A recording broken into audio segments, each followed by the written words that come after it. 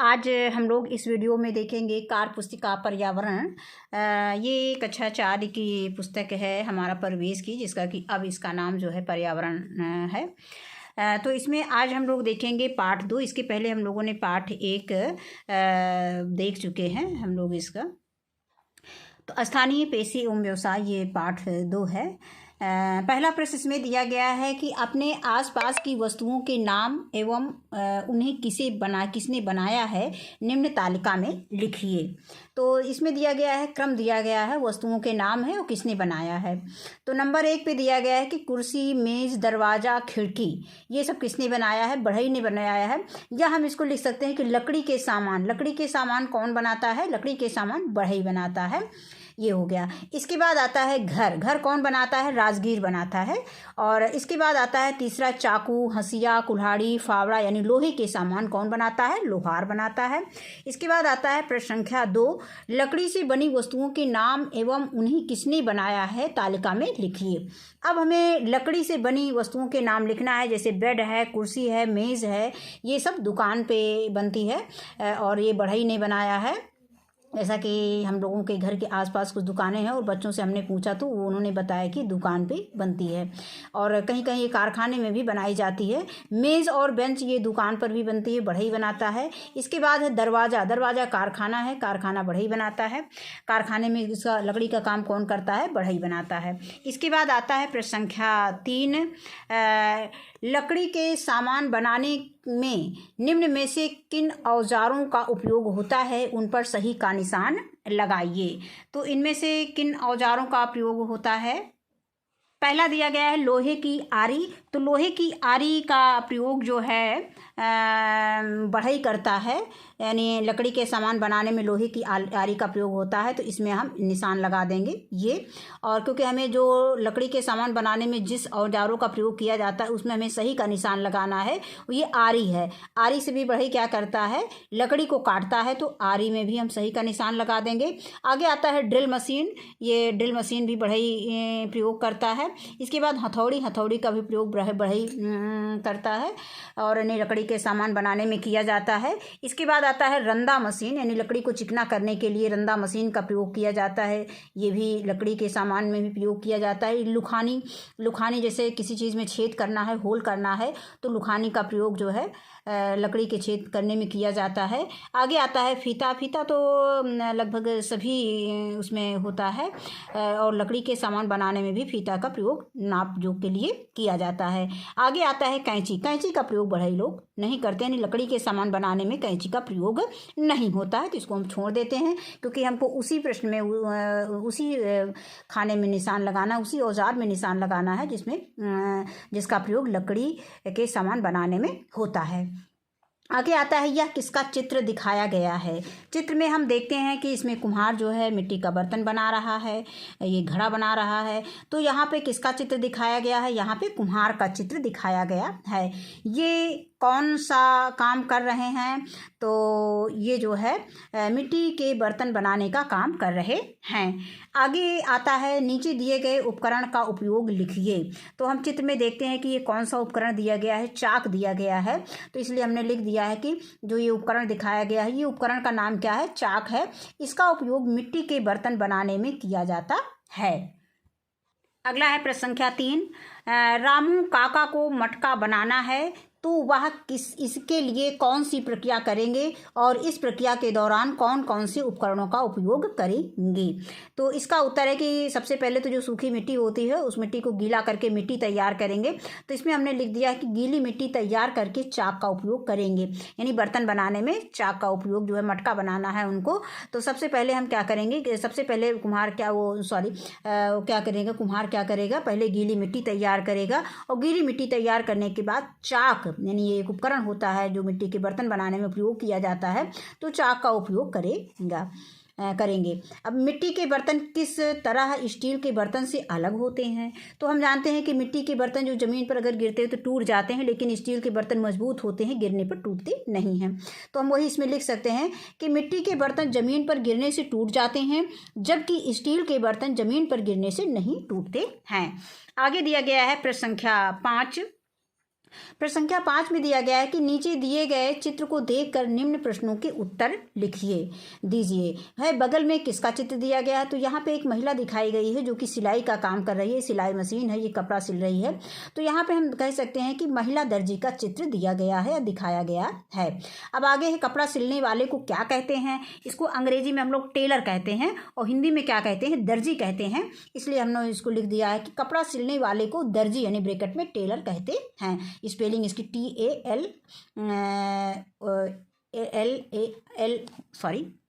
TAILOR होता है। अब आगे आता है प्रश्न संख्या 6।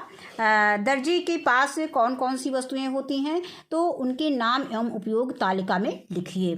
तो इनके पास कौन कौन सी वस्तुएं होती हैं? पहले तो ये देखो दर्जी के पास दिया गया है, तो दर्जी के पास ये चित्र में दिखाए गए हैं। इसमें कौन कौन से चित्र दिखाए गए हैं ये हम देखते हैं कि ये धागे की रील दी गई है, कैंची दिया गया है, बटन दिया गया है और सुई धागा दिखाया गया है, सुई में धागा पड़ा हुआ है। तो यहाँ पे ये वस्तुओं के नाम लिखना है तो धागा रील लिख सकते हैं, इसमें हम कैंची लिख सकते हैं, इसमें बटन और ये क्या है? सुई है। अब यहाँ पे आया है कि उनके क्या उपयोग हैं। तो रील यानी धागा रील का क्या प्रयोग किया जाता है? कपड़ा सिलने में। और इसके बाद कैंची का प्रयोग क्या किया जाता है? ये कपड़ा काटने में किया जाता है। और बटन का प्रयोग जो सिले हुए कपड़े में जैसे कोट है, पैंट है, शर्ट है, ब्लाउज आदि में टाँकने का काम किया जाता है, लगाने का काम किया जाता है। और इसके बाद है सुई। सुई कपड़ा सिलने में काम आता है यानी उसी कपड़ा सिलने में इसका उपयोग किया जाता है। इसके बाद आगे आता है, आगे उसी में एक पार्ट दिया है कि स्थानीय पेशे एवं व्यवसाय में आप किन किन फसलों के नाम जानते हैं? तो जैसे गेहूँ, धान, आप किन किन फसलों के नाम जानते हैं? जिन फसलों के नाम आप जानते हैं उनको आप इसमें लिख सकते हैं। गेहूँ, धान, चना, मटर, उड़द, अरहर, सरसों, मक्का, बाजरा आदि। और भी जो फसलों के नाम अगर आपको जानकारी है तो इसमें आप इसको बढ़ा सकते हैं, लिख सकते हैं। आगे आता है प्रश्न संख्या 2 कि ललित को गेहूँ की खेती करनी है, नीचे दी गई खेती की प्रक्रिया सही क्रम में लगाइए।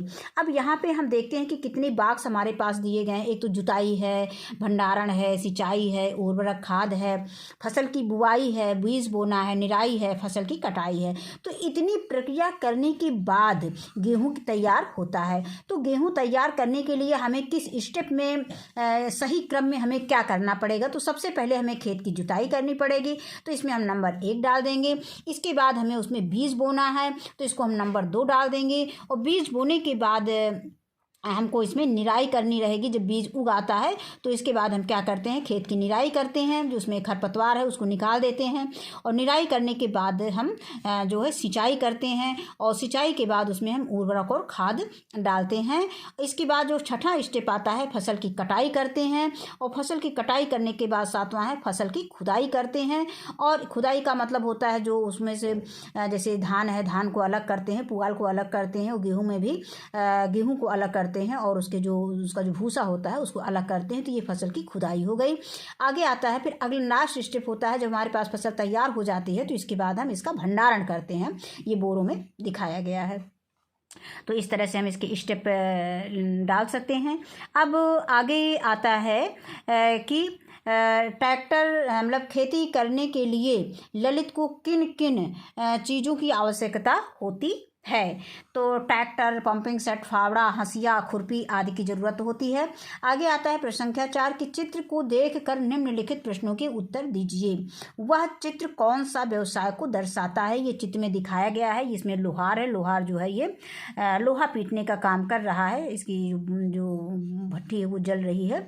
अब यहाँ पे तो इसमें ये कौन सा चित्र? इसमें लोहार का काम हो रहा है। ये क्या काम करते हैं? तो लोहार लोहे की चीज़ें जैसे चाकू, हंसिया, फावड़ा आदि बनाने का काम करते हैं।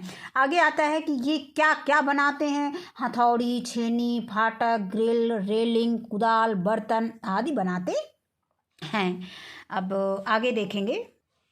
इसमें प्रश्न संख्या 5 है कि प्रत्येक उपकरण को उनके नामों से मिलाइए। तो यहाँ पे उपकरण दिए गए हैं। पहले सुम्बी दिया गया है, या हम नीचे से लेते हैं लोहे का चिमटा। तो इसको ये लोहे का चिमटा है जो लोहार प्रयोग किया करता है, ये लोहे का चिमटा है। इसके बाद आता है छेनी। छेनी पे कहाँ दिखाई गई? छेनी ये दिखाई गई, इसको हम इससे मिलान कर देंगे। फिर लोहे की छड़ें। लोहे की छड़ें कहाँ पर हैं? लोहे की छड़ें ये रखी हुई हैं, इसको इसमें से मिलान कर देंगे। फिर है वेल्डिंग मशीन। वेल्डिंग मशीन कहाँ पे है, ये है वेल्डिंग मशीन, इसको इससे मिला देंगे। फिर आता है भट्ठी, भट्ठी कहाँ पर है, भट्ठी ये दिखाई गई है, इसको हम इससे मिलान कर देंगे। आता है हथौड़ी, हथौड़ी को हम हथौड़ी से मिलान कर देंगे। इसमें एक चीज़ छूट गया हमारा, निहाई, निहाई कहाँ है, निहाई हमारा ये दिया गया है, ये निहाई है। और इसके बाद आता है सुम्बी, सुम्बी को हम यहाँ से ही लाके दिखा सकते हैं, ये हमारा है सुम्बी। तो इस तरह से हमने सभी औजारों को उनके चित्र से मिलान कर दिया है। अब आगे आता है कि प्रश्न संख्या 6, वाक्यों को सही क्रम यानी सबसे पहले, उसके बाद और अंत के अनुसार व्यवस्थित कीजिए। तो सबसे पहले दिया गया है कि सबसे पहले लोहार लोहे की छड़ को भट्टी में गर्म करता है। इसके बाद आता है अगला स्टेप है कि अगला दिया गया है कि वह लोहे की छड़ों को एक साथ जोड़ता है। फिर है फिर अगला है कि वह हथौड़े से लोहे की छड़ों को आकार देता है। फिर आता है वह उन्हें निहाई पर रखता है।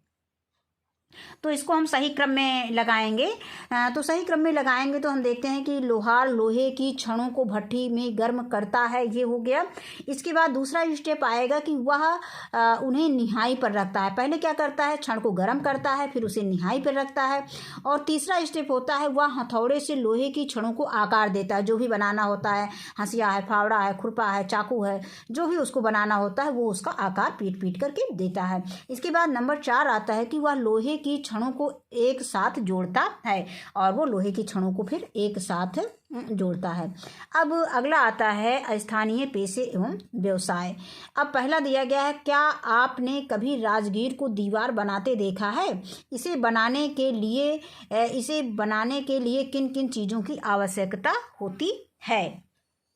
तो यहाँ पे दिया गया है कि हाँ, हथौड़ी, मतलब हाँ, हमने राजगीर को दीवार बनाते हुए देखा है।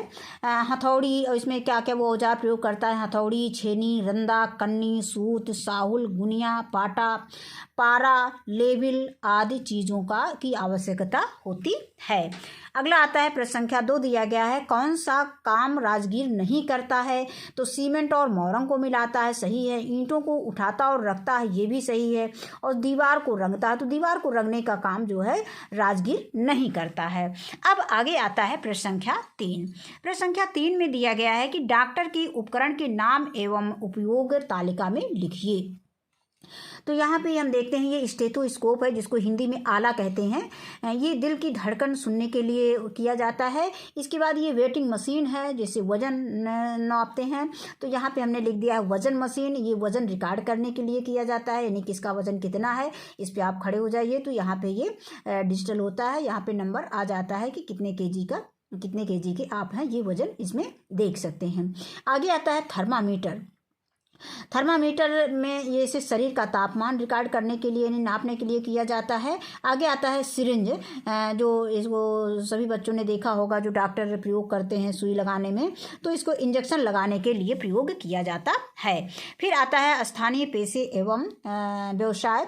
उसी में अगला पार्ट दिया गया है, नीचे दिखाए गए चित्र में कौन कौन सा काम हो रहा है? इस तरह के काम करने वाले लोगों को क्या कहते हैं? वे और कौन कौन से काम करते हैं? तो इसमें हम चित्र में देख रहे हैं कि यहाँ पे एक मोची है जो कि जूता बनाने का काम, जूते की मरम्मत कर रहा है। तो इसको हम लिख सकते हैं कि एक टूटे जूते की मरम्मत हो रही है चित्र में। इन्हें मोची कहते हैं। ये टूटे जूते, चप्पल आदि की मरम्मत करता है। इसमें कहा गया है कि वे और कौन कौन से काम करते हैं। तो वे टूटे जूते, चप्पल आदि की मरम्मत करते हैं और जूते चप्पल भी बनाते हैं। अब आगे आता है कि आपका जूता चप्पल टूट जाता है तो आप निम्न में से किसके पास जाते हैं? तो लोहार के पास नहीं, कुम्हार के पास भी नहीं जाते, धोबी के पास भी नहीं, या धोबी के पास कपड़ा धुलवाने जाते हैं। और मोची के पास हम, जब हमारा जूता चप्पल टूट जाता है तो हम किसके पास जाते हैं? मोची के पास जाते हैं। आगे आता है प्रश्न संख्या 3, यदि मोची जूते चप्पल की मरम्मत नहीं करता तो हमें क्या क्या परेशानियां होती। हम लोग अपने टूटे जूते चप्पलों की मरम्मत ना करा पाते। जब मोची ना होता तो उसकी मरम्मत कौन करता। जूता चप्पल नया भी रहता, टूट जाता तो हम लोग उसको फेंक देते, लेकिन मोची होने के कारण जो है हमारे जूते चप्पल की मरम्मत हो जाती है, क्योंकि कभी कभी नए जूते चप्पल खरीदो और तुरंत टूट जाता है, तो उसको मरम्मत करने से उसको हम काफ़ी दिनों तक पहन सकते हैं। आगे आता है प्रश्न संख्या 4 कि उन औजारों के नाम लिखिए जो मोची के पास होते हैं। तो मोची के पास कौन कौन से औजार होते हैं। कार्बुट होता है, जूता होता है, सरौता, डेरी, धबिया और सिलापंच, सुई, धागा और कुटावरी और ब्रश आदि होता है। इसके बाद आता है नंबर 5, यदि सफाई कर्मी अपना काम ना करे तो क्या होगा। हमें स्वयं सफाई करनी पड़ेगी, यानी सफाई कर्मी अगर कोई काम नहीं करेगा तो सफाई हमको स्वयं करनी पड़ेगी, और नहीं करेंगे तो बीमारी फैलेगी और गंदगी फैलेगी। अब इसके बाद आता है अगला पार्ट, इसमें स्थानीय पेशे एवं व्यवसाय। नंबर 1 दिया गया है कि शिक्षक हमारे समाज के लिए किस तरह उपयोगी हैं। तो उत्तर है कि शिक्षक हमारे समाज को शिक्षित करता है और समाज को अच्छे बुरे का ज्ञान कराता है तथा बच्चों का सर्वांगीण विकास करता है। आगे आता है कि वकील क्या काम करता है। तो वकील समाज में होने वाले विवादों का निपटारा करता है। इसके बाद आता है प्रश्न संख्या 3 कि रमेश के पास सिलाई के सभी उपकरण हैं और वह उनका उपयोग करना जानता है, लेकिन उसे कपड़े की कटिंग नहीं आती। बताओ क्या वह इस व्यवसाय को करने में सक्षम होगा। तो नहीं, क्योंकि अगर उसको कटिंग नहीं आती है तो वो व्यवसाय को करने में सक्षम नहीं होगा, क्योंकि उसको सारी चीज़ें मालूम हैं, और अगर वो कटिंग नहीं कर पाएगा तो वो कपड़ा नहीं सिल पाएगा, यानी वो सक्षम नहीं हो पाएगा। तो वही हम इसमें उत्तर में लिख सकते हैं कि नहीं, वह व्यवसाय करने में सक्षम नहीं होगा। इसके लिए उसे पहले कपड़े की कटिंग सीखनी पड़ेगी। अगर कटिंग नहीं आएगी तो किसी से पहले कपड़े कटवाएगा, इसके बाद वो सिलाई करेगा, तो वो उसमें सक्षम नहीं होगा। अब आगे आता है प्रश्न संख्या 4, आपको कौन सा पेशा ज़्यादा पसंद है, उसके लिए कौन कौन से औजारों की आवश्यकता पड़ेगी, ज़रूरत पड़ेगी। तो कृषि, हम इसमें अपना कोई भी औजार लिख सकते हैं। लोहार का औजार, लोहार का काम लिख सकते हैं, खेती का काम लिख सकते हैं, या हम वकील का काम लिख सकते हैं, किसी भी कोई भी काम, शिक्षक का काम लिख सकते हैं। तो अब इसमें आता है कि कृषि, इसके लिए हमें फावड़ा, खुरपी, कुदाल, हंसिया, हल आदि औजारों की आवश्यकता पड़ेगी। इसमें आदि 2 बार लिख गया है, तो आदि औजारों की आवश्यकता पड़ेगी, इसमें एक आदि नहीं होगा। अब फिर आगे दिया गया है स्थानीय पेशे एवं व्यवसाय। इसमें दिया गया है कि किसी भी काम को करने के लिए कोई 2 जरूरी कौशल लिखिए। तो पहला है कि उस काम की पूरी जानकारी, और दूसरा है काम करने का कौशल। फिर अगला आता है प्रश्न संख्या 3, सचिन मोची को सिलाई के लिए अपना जूता देता है, लेकिन वह उसे समय पर ठीक करके नहीं देता है। अगर यह जारी रहता है तो इससे मोची के व्यवसाय पर क्या, उसके मोची के व्यवसाय का क्या होगा। तो इसमें कई ऑप्शन दिए गए हैं। पहला दिया गया है कि उसका व्यवसाय अच्छा चलेगा। ये गलत है, क्योंकि जब वो समय पर काम नहीं करेगा तो व्यवसाय अच्छा नहीं चलेगा। फिर उसके पास जूता सिलवाने ज़्यादा लोग आएंगे। बिल्कुल गलत है, क्योंकि अगर काम सही पे नहीं होगा तो लोग जल्दी में रहते हैं, तो जूता सिलवाने उसके पास नहीं जाएंगे। फिर आगे आता है कि अगर ऐसा ही चलता रहा तो उसका व्यवसाय बंद हो जाएगा। ये बात बिल्कुल सही है, इस पर हम सही का निशान लगा देंगे। और आगे का हम ऑप्शन पढ़ते हैं कि इनमें से कोई भी नहीं, ये गलत है। यहाँ पे ये सा ऑप्शन सही है कि अगर ऐसा ही चलता रहा तो उसका व्यवसाय बंद हो जाएगा। अब अगला इसी में दिया गया है। बस यहाँ पर ये पाठ हमारा समाप्त होता है। ये हम लोग स्थानीय पेशे और व्यवसाय पाठ 2 का हल देख रहे थे पर्यावरण पर कार्य पुस्तिका में। और वीडियो देखने के लिए बहुत बहुत धन्यवाद।